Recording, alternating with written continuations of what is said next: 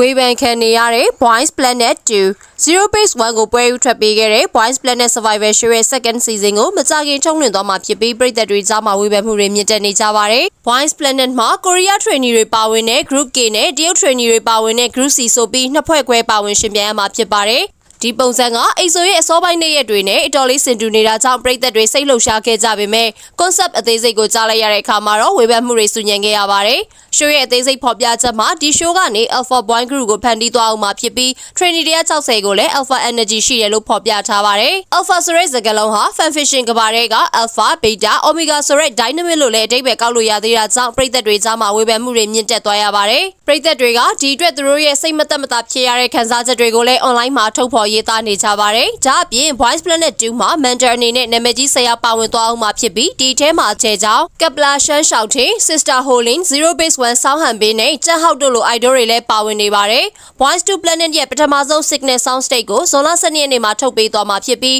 ထုတ်လွှင့်မှုကိုတော့ဇူလိုင်လ 18 ရက်နေ့မှာ K အတွက် 18 မှာ C အတွက် Mnet ကနေစတင်ထုတ်လွှင့်သွားမှာဖြစ်ပါတယ်။ကြည့်ရှုပေးကြတာကျေးဇူးတင်ပါတယ်ရှင်။